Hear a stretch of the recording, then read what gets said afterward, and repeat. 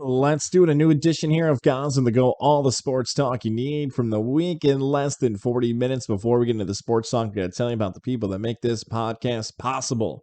Like our friends over in Mohawk Honda, the Kelly Blue Book offer. Kelly Blue Book offer, where you can drive up to Mohawk Honda and you can walk off the lot with money in your pocket that same day. That's right. Trade in your vehicle in less than an hour. You get money and you get a vehicle if you want that fits your style, the thing you want to be driving around the capital region or anywhere across upstate New York. It is worth the drive to Glenville, New York, to work with people you trust during the car buying experience. I've been telling you about these guys for months, for years. If you know me from non-traditional and traditional media, the 2022 Pilot EXL sitting in the driveway. All the great things happen because of the crew at Mohawk Honda. Make the drive to the capital. Stuff. Greg Johnson sharing some vehicles. I don't even want to tell you what they are because I want you to head over to the Facebook page, head over to Instagram and Twitter to find out more about the great things happening at Mohawk Honda. Mohawk Honda, Glenville, New York. When you stop in, ask about, hey, Goz got a 2022 Pilot. How? Guess what? Mohawk Honda, where they always go out of their way to please you. And Lily and David Fine Jewelers, located at their new spot. I'm going to keep saying it because some of you haven't stopped into the Shoppes of Wilton off of Route 50 yet. And I say that because, look, you've been putting it off, right? Well, we'll take care of the holiday at some point. Well, Easter's past now. Mother's Day's coming up next month. Well, we'll figure something out for the anniversary of our wedding. Or, yeah, maybe one day I'll get the engagement ring. Stop waiting, stop stalling, guys. The moment's not going to slap you in the face. You got to go to Lily and David Fine Jewelers. Trust me, I mentioned that stalling stuff because I did it. I waited and waited until I finally bought the engagement ring. I was nervous about it. Was I going to get it right? Was she going to like it? Yeah, those worries will still be there, but you want to work with people that have heard those stories before. You want to support those family-owned and operated businesses, and Alyssa will help you. You've heard it from Levack and Goz, our show, where Alyssa will tell you straight. She'll tell you what you want. You'll find exactly what she wants. More importantly, that soon-to-be fiance and wife in your life. David, the entire crew there at Lily and David Fine Jewelers wants to make sure you have that moment you remember for the rest of your life. It can happen. Now, it's the engagement ring. Maybe you want to take advantage of a 2-for-1 wedding band sale as you prep for your upcoming wedding, whether it be this fall, this spring, this summer, whatever it is. Or you just want to celebrate a special occasion in your life. Lily and David can find the piece of jewelry that fits that moment. Great selection. I've seen the new store. You want to stop in. Probably the last time I call it new. It'll be new for you. It'll be the first time maybe you've ever stopped in before. But after that, just like me, you continue to come back for the future. It's Lily and David Fine Jewelers, Shoppes of Wilton. Stop and tell them you heard about Goz's story from right here on Goz On The Go.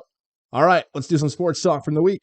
We get a breaking story here. A nightly Goz On The Go taping. We get a story that maybe this is the first time you hear a take on the retirement of Jay Wright, the Hall of Fame basketball coach for Villanova, 2 national championships to his credit as the head coach of the Wildcats. He has announced tonight he's stepping aside as the head coach. He posted a long message on Twitter and social media that after 35 years as being a part of a college basketball coaching staff, he is now retiring and moving away. Moving away from the ranks of coaching, stepping aside. I'm glad I set it up with Hall of Fame head coach who's won championships before Jay Wright. What else is there left to prove? The landscape of college basketball is changing for sure. We've seen big names like Roy Williams step aside, Mike Krzyzewski have his retirement tour, not yet. Jim Boeheim's still around, of course. But this 60-year-old to turn 62 in December of this year, Jay Wright, I said, what else do I have to prove? It's on to the next chapter of my life. There's nothing else left that I can do in the coaching world. And it's true. Villanova basketball has been in a better spot now than it's ever been before. For Elite Eights and Final Fours and championships and all of the things that Villanova basketball has become. And yes, they've won championships in the past with their only Massimino and more.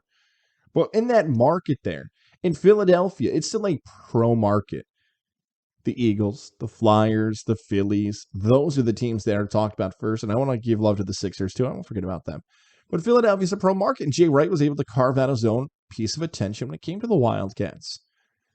But it's more about some of these moments we've seen with Jay Wright and what coaching has done and changed, and why Jay Wright feels like he got this right, pun intended. That moment when Chris Jenkins hits the buzzer beater against North Carolina and the Wildcats win, it's been shown a lot more over the last few hours that Jay Wright doesn't react. A la coaches of the past, like Larry Bird when he coached the Pacers. There was something swagger-like or movie hero-like where the explosion goes off in the background and the movie hero is not even affected by it because he's just so cool. Jay Wright had that. And that's how some people interpreted that. But for me, I'm like, does he still like doing this? If you're not getting excited about what's happening in the sport, then maybe it is time to step aside. When the wins and the championships don't fulfill you anymore, then it is time to walk away. When you're not celebrating the achievements of why you're grinding and staying away from your family and friends and all the moments that have happened in your life, then maybe you want to find something different to do. And coaches don't want to step aside ever. At least some. I just joked about Jim Boeheim. It's laughable for some people to think that there's not even a shred of the thought that Coach Boeheim, even after his kids are done playing, that he's going to stop coaching.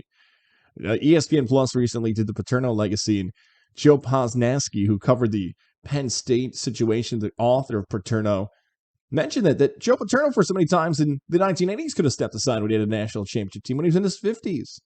And he could have stepped aside in the 90s when he had a good team. He could have stepped aside in the early 2000s with Larry Johnson, but he decided to be a figurehead and go up to practice and flex and have the ego and flex in the sense of, look, I'm Joe Paterno. I don't have to leave, and you guys can't tell me to leave. How different things changed. Jay Wright in the college basketball landscape is changing from one and dones from now 10 to 15 years ago to the transfer portal to NIL and everything else. It seems to be flat out a different game than when Jay Wright went through coaching. Will Villanova continue to be a contender? Sure, they've got the Big East, and if you can recruit Philadelphia, you might find players who want to continue to play for Villanova. But Jay Wright is going to be in the discussion as one of the great college basketball coaches of all time. Not of an era, not of a moment, but of all time. And the resume speaks for itself. It's more about what coaches want to do for the rest of their life. Is Jay Wright a rarity? A coach that's a Hall of Famer in his 60s with more than one national championship not wanting to do it anymore. And people were shocked. Why? Because he didn't have a retirement tour? Because he's not in his 80s? Because he hasn't been forced out like Paterno and Bowden and everybody else? Maybe this sets a new precedent that coaches can coach into their 50s and 60s and then move on. And if Jay Wright's setting a new precedent for the new era of coaching, I like the direction it's heading. We'll get to weekend wagers later, but cash your tickets now if you had the Albany Empire home opener not leading off this week's Goz On The Go. Jay Wright stole it a little bit, but here we go. Albany Empire home opener. What does it mean for the franchise? Now, look, I'm the broadcaster, so some are going to scream out, bias. Goz on Saturday, Levack and Goz 3:30 to 5. Here's a nice plug for you. Pre-game show will be hosted right here on Gozilla Media's channels and more. YouTube, Spotify, Apple for the replay, but live on YouTube. It is a dawning of a new era. Dare we say the Empire has new emperors. Gone are the names of Tommy Grady and Rob Keefe. Well, he wasn't there for 2021, but Malachi Jones, Mo Ruffins. But some names familiar to fans are coming back. Brandon Cisse, Arthur Hobbs, Darius Prince. These athletes have the opportunity to emerge as some of the most popular athletes in the Capital Region. And to offer this perspective, for you listening outside of the Capital Region, you're like, wait a second, is Goz talking about indoor football in April? Since I moved out here to the Capital Region in 2015, there is not one single team sporting event. The Pharaoh stuff with Saratoga is a little different, but team sporting event that I covered in person that had a higher attendance than the return of the Albany Empire in 2018. Now, some would call that the debut of the Albany Empire, but the return of indoor football and the Arena Football League in 2018, where the Times Union Center then was packed. A true sellout. And then after that, fans continued to come out. There was true support. They didn't win the championship in 2018. They win it in 2019. The league goes away in 2020. And some are going to feel as if offering this take as a transplant to the Capital Region, that Capital Region sports fans, that loss of the Albany Empire in 2020 felt like, here we go again. From the Albany Firebird to the list of teams, the Albany Devils, the Valley Cats changing affiliations but still being around. You can run through the list of why Albany and Capital Region sports fan feels always like, ugh, are they really going to stay? Are they really going to stick around? Local ownership. Mike Corda, now the majority owner from Techie's Fire and Water Restoration. My pal, the president, Jeff Levack, local guy from the Capital Region. It is their goal to keep this team local, to make it happen. If you've been a supporter of the Albany Empire in 2018 and 2019, why aren't you supporting the team in 2022? 2021, you got a little bit of an excuse. It was a different time. It was COVID. You might have not been quite ready to return to arenas and stadiums and venues. But 2022, if you're looking for something to do, like to enjoy the party, the block party, enjoy football, enjoy a great time, all those things can still happen. And we can break down the X's and O's of what Ironman football means and what the quarterback play of Mike Faithful will be in comparison to Tommy Grady. I'll save those storylines for the pregame show. I'll save those stories for the broadcast, which you can check out on YouTube. But if you're an upstate New York sports fan and you've watched the team succeed, win championships, draw a fan base, and support the local city, what more do you want these guys to do? If you've got the mindset of they're going to leave or, well, what's attendance going to be? Then don't even bother. Like, why waste your time with it then if you're going to have that attitude going in? It bothers me more than anything else living in Albany. That, like, deep down, people want to be proven right that it's going to leave, and when it does leave, like, ha, see, told you so. Nobody else does that. Nobody. Nobody in Buffalo does that. Nobody in Syracuse does that. Nobody in Rochester, just you guys. Hopefully that stops. And maybe it never will. Maybe that's just what Albany is. But hopefully the Empire can be that first franchise, the new incarnation to be, okay, these guys aren't going anywhere. And this is a championship franchise year in and year out in the Capital Region. It's a habit I'm trying to change. That when a change happens, be willing to embrace it. See, in my lifetime, there's been things that I've really liked in sports. They changed and thought, why are you changing this? This is good. The Home Run Derby. Love the Home Run Derby. They put the new rules in. It really worked. March Madness. 64 teams and 65 and then 68. Why are you touching the brackets? The first four is kind of fun and I'm watching. And now this, with the NBA playoffs, do we really need play-in games for the 7, 8, 9, and 10 seeds? Just start the playoffs. Those games were awesome. They meant something to fan bases. People cared about those games. Minnesota Timberwolves celebrated like they won the championship. The crowds were into it. Look, are these games made because of television networks and the best sell for a league is put more important games on television with a more engaging crowd? The one-and-done season on the line is compelling TV, and we want more of that. Yeah, like, that's not shocking. Like, I didn't figure that out. The executives did, and everyone's like, okay, it works for everybody, and it worked out well. Like, it's not like, oh, my God, our league is so close. We need more money. The end.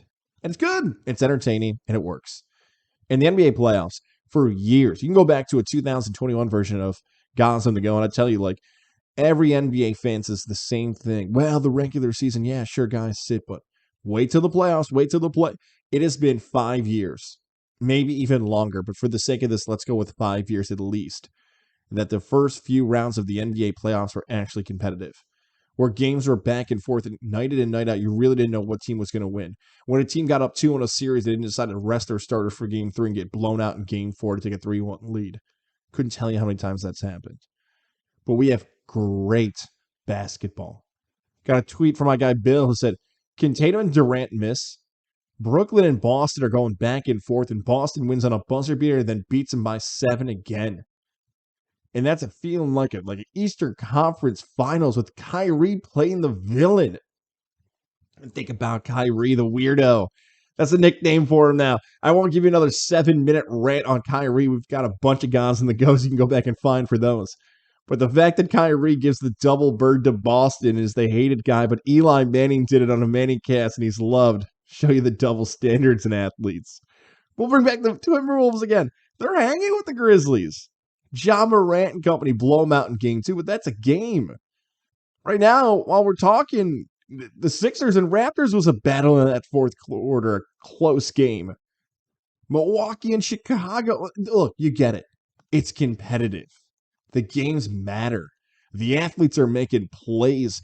It actually feels like, wow, night in and night out, either I'm going to get competitive games or I'm going to get something special.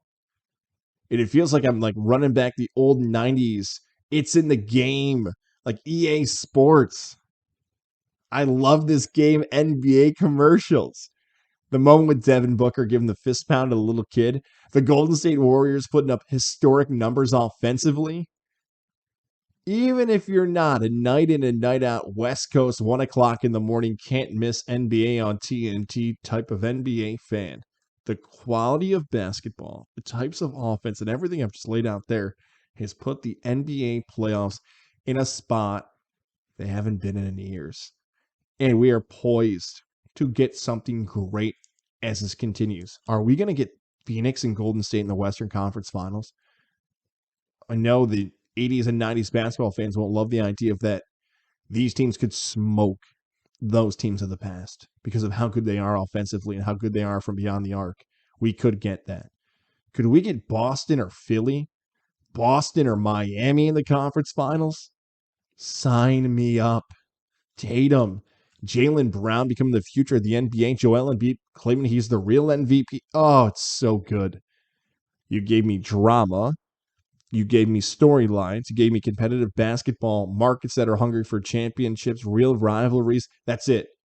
All that stuff's been given me in the NBA playoffs. That's the secret formula. That's the stuff good for the NBA. I'm going to be talking more NBA than I think I've ever talked before because of how good this product is right now. Heavier NFL draft talk next week. By this time next week, you might be fatigued by the mock drafts and the projections and the scouting reports. Hell, you either love it or you wait until April. I'm going to give it one more week on that. The NFL storyline that's taking more precedent now is the Deebo Samuel situation. If you missed it, according to multiple reports, Deebo Samuel, the star wide receiver for the San Francisco 49ers, wants out. Deebo wants to be traded by the Niners. Okay, let's backpedal here a little bit. Why does Deebo Samuel want to be traded? Because it doesn't seem to make any bit of sense. Deebo Samuel, the San Francisco 49ers work. Deebo Samuel wasn't a can't-miss prospect coming out of the Buckeyes, Ohio State. He's a good player, physically gifted, but not the, oh my God, this is the greatest college wide receiver ever. No. Kyle Shanahan made this work for Deebo Samuel. He was a weapon, truly. It's an overused phrase in football, but truly an offensive weapon. I joked around and thought, do you think if Deebo Samuel played for the Jets or even the Bills, he could be the best running back on the team? That's how much Kyle Shanahan and the Niners used him.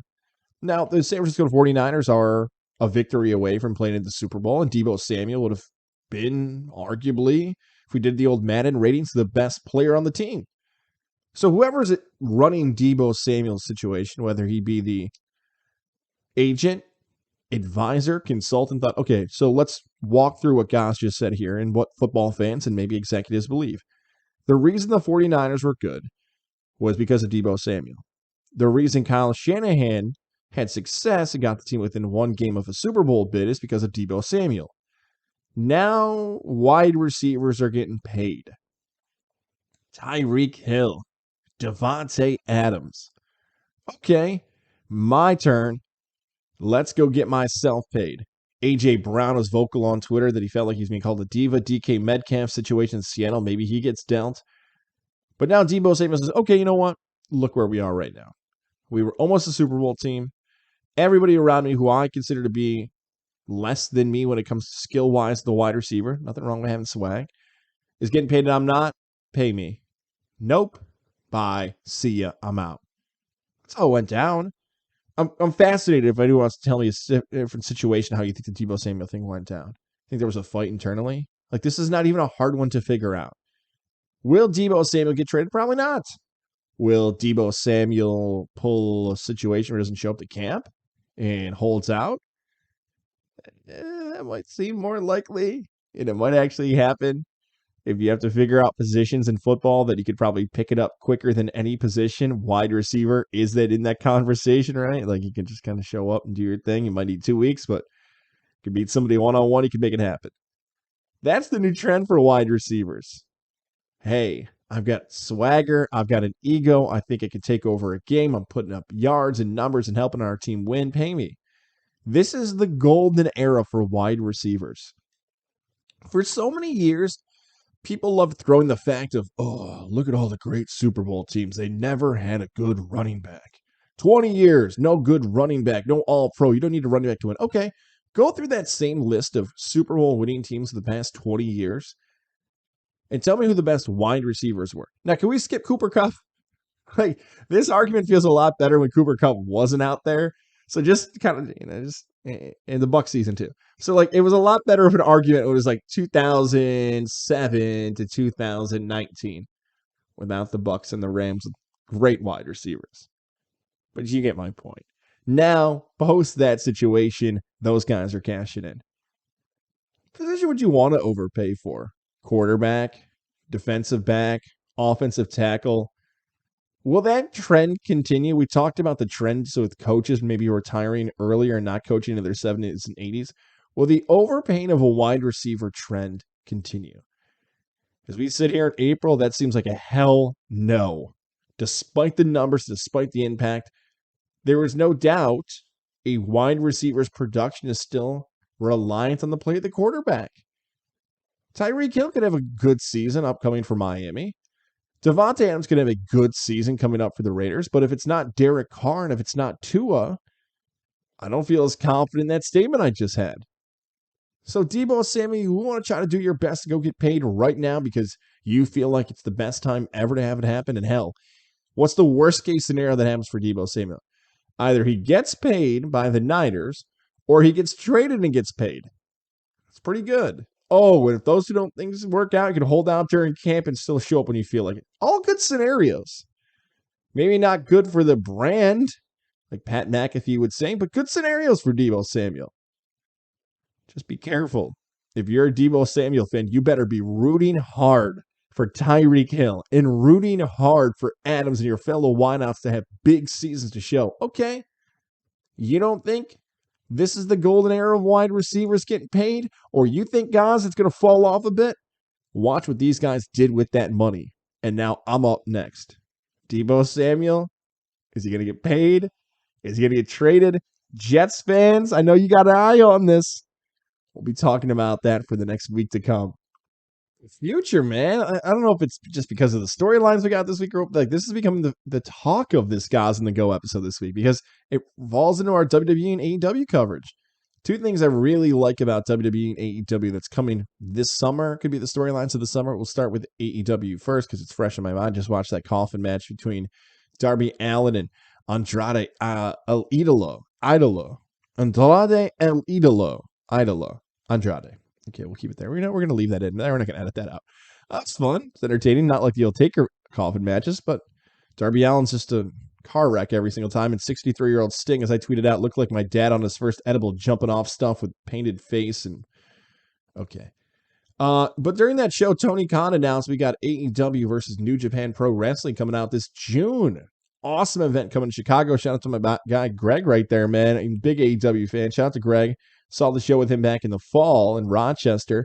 He wants to go to the show, and I'm intrigued because I like historic stuff. I remember I was there for it. Chicago's a hot wrestling city. They're always into the shows. You know, CM Punk's going to be there entertaining the crowd in front of his hometown. AEW, New Japan Pro Wrestling, battling for a combined show. Yeah. That is some awesome stuff coming up this summer. So I'm excited to see what Tony Khan does. I could give you my classic Tony Khan rant about laying off Twitter, social media, but the whole bot thing. I'll leave that to JJ and Brian Katie. They did a great job with that. We'll give Tony Khan credit where credit's due. Pretty cool stuff he had there. On the WWE side, the post-WrestleMania stuff, it's the debut of new stars. It's the repackaging of people. This Edge stuff, if you've been watching this, Edge has always had a bad luck post his retirement because he comes back out of retirement in January 2020. COVID hits, and these epic matches he should have had with Randy Orton didn't quite hit. The AJ Styles thing wasn't what it should have been, and that's the second Styles match that felt like a disappointed. The Nakamura one from years ago. As much as people got excited about Edge, and I know he won the Royal Rumble in the COVID era, he's really talented. He's great on the microphone. It's just, it doesn't feel like I'm super excited about the Edge stuff until now. The end of that Styles Edge match at Mania with Damian Priest kind of just standing there. It's like, all right, like this is, I don't get it. They explained it. They're building towards it. So you've got Edge and you've got Damian Priest. Now the little hint of, ooh, is Rhea Ripley coming over? What is this? Is it the new Brood? Is it like the Dark Avengers? Is it a Goth? That is when you know you got a good storyline. When you're asking questions like this, of, I'm not quite sure what the hell's happening, but I can't keep my eyes off it. I don't know if I've ever seen anything like this in wrestling before, and I'm just like grasping for what it could kind of sort of be like. But the fact that it's not that makes it even more fun. And you have young stars of the veteran, which AEW does a great job with. Give me these two things for the summer that I will be finding the YouTube cuts for, zooming through for the DVR on of what did Edge and Damian Priest and Rhea Ripley or whoever else they add to this group end up doing. What is AEW's and New Japan Pro Wrestling's build towards their show in Chicago? There's rumors out there some contracts are expiring too. We'll see if anybody jumps ship again from AEW to WWE. It should be already here in mid-spring. A summer filled with surprises and epic shows, and the slow burn is getting me pumped up to see what's going to happen. My guy, Tyson Fury, is back this Saturday on ESPN. The coverage starts at 2 p.m. to reset for a potentially new audience. You're going to, oh, Goz likes Tyson Fury. Wow, the most popular boxer Goz fan. It goes way before Tyson Fury became the household name. It goes back to the Real Sports piece on the victory over Klitschko. I pointed and said, this is the guy who can save the sport of boxing in hell. Give me the hottest take that cashed in for me with Tyson Fury doing it. Now, look, I'm skipping over the fact of how great the Wilder fight was and the popularity of Tyson Fury, not just because of him winning and not just because he can run his mouth and sell a fight. What Deontay Wilder he did was true magic in the ring, and I hope Deontay Wilder finds some opponents where he can continue to get that legacy of what he deserves or how great of a fighter he is. The coverage of Fury Whyte has been, I don't want to say lackluster because that's not the right term here, but maybe not getting over the top, entering into the top headlines. Is it because of the NBA playoffs and they'll get their coverage on Saturday? Is it because of the time difference? Because Whyte and Fury are fighting in London, Wembley Stadium. The rumor of attendance has floated all over the place. I've seen 75,000. I've seen 80,000. I've seen 93,000 is being talked about potentially. Let's just say an unreal amount of people are going to be packing Wembley to see Tyson Fury versus Dillian Whyte. Now, this was supposed to be, and I say supposed to be, if like you look at the record of where Fury was going to go. At one point, we thought this was going to be Fury versus Joshua, both two UK fighters fighting in the United Kingdom and in London, packing the Wembley. The Wembley. I kind of went a little bridge there. It ends up not being that. It doesn't end up being Deontay Wilder either. Now, COVID played a factor in what could have been the career of Tyson Fury, even going to a higher level of what it is right now. But it's a part of the obstacles that he faced. In similar fashion to addiction and gaining all the weight and depression, the story of Tyson Fury is so compelling. And please, one more time, check out the Real Sports piece from years ago talking about his upbringing and why people embrace him. So you're fighting in the UK. The fight starts hours earlier. I'll be doing Empire coverage. So unfortunately, as much as I love Fury, I got to find a way to watch that fight before we go live at 7 o'clock on our YouTube side. Maybe I'll be watching on my phone. You see me up in the bleachers, up in the 300s yelling, I'm watching Fury. But Fury and Whyte are doing a good job selling this fight. Have you seen a video yet of it, though? If you followed it on YouTube? This fight seems far more popular, and maybe this fight is for our friends across the pond than it is for us here in America. Because of the start time, because of when these press conferences are taking place, you got to find it online. And it's getting eaten up by European boxing fans. Their guys, their stadium, their house, their time. Hell yeah, they're fired up for it. Now, Tyson Fury has vowed, he has promised, he has said that this is it.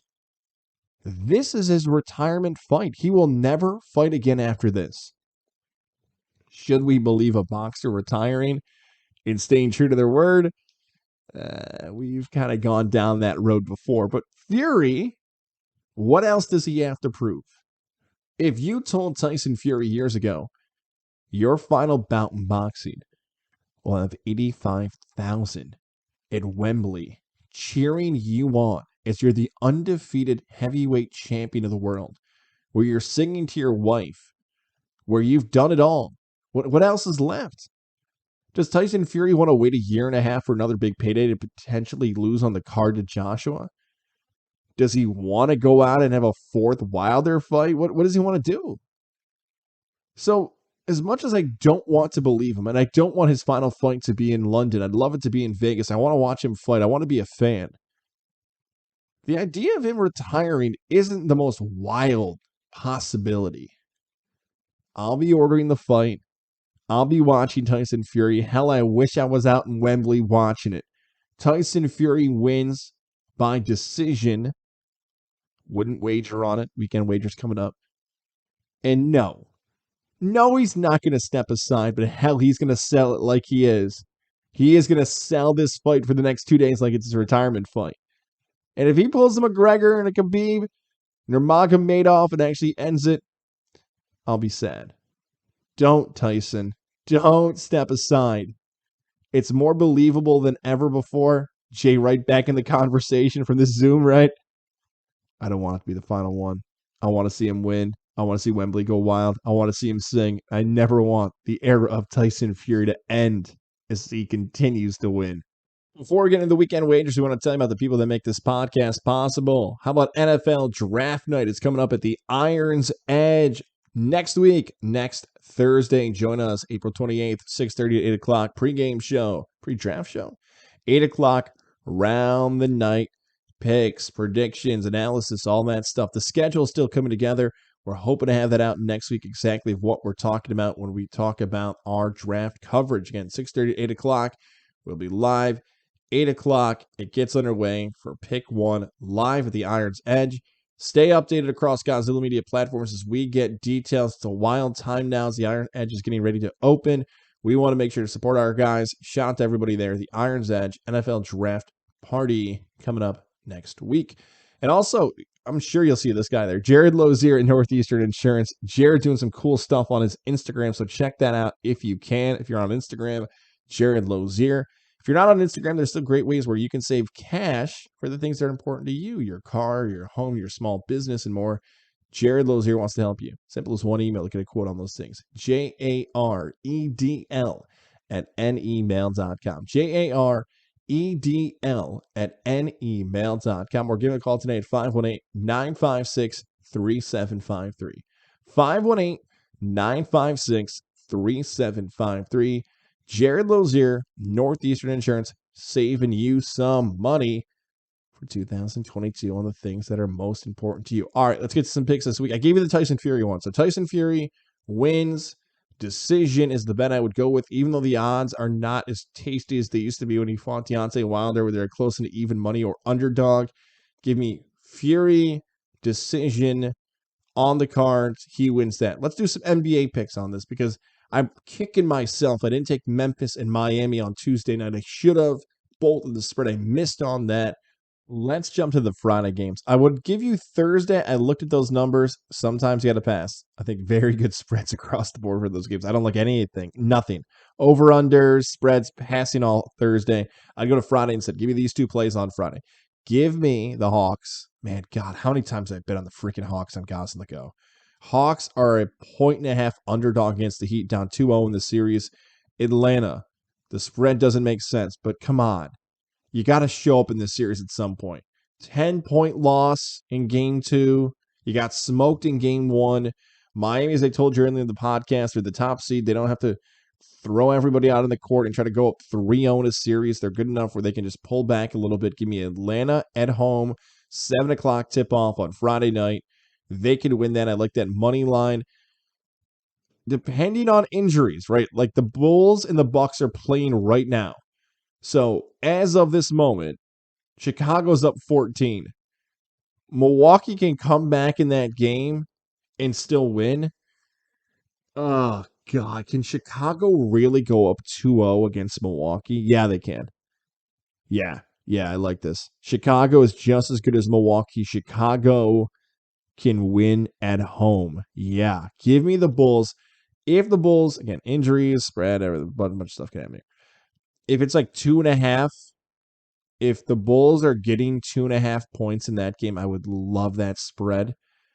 If the Bulls are favored in that game, I'm going to pass. Okay. So if I get them at 2.5, I like it far more than them being like a 1-point favorite. No, screw that. I think they can win. I love when I walk through my bets with you live like this. Okay. I'm taking Chicago no matter what. Give me the Hawks. Give me the Bulls Friday night. Money line, both of them. There you go. Hawks, Bulls, Tyson Fury. Put in the parlay right now, and I'm done hitting this record button. Thank you. Looking forward to being a part of the Albany Empire broadcast this season. Join us on YouTube for that. Iron's Edge. If you want the divisions top to bottom, baseball preview is finally going up. Stay loyal, my word, even though it's a little longer than I thought. That's up now, GozillaMedia.com. Talk to you next week. It's draft time. Looking forward to it. See you.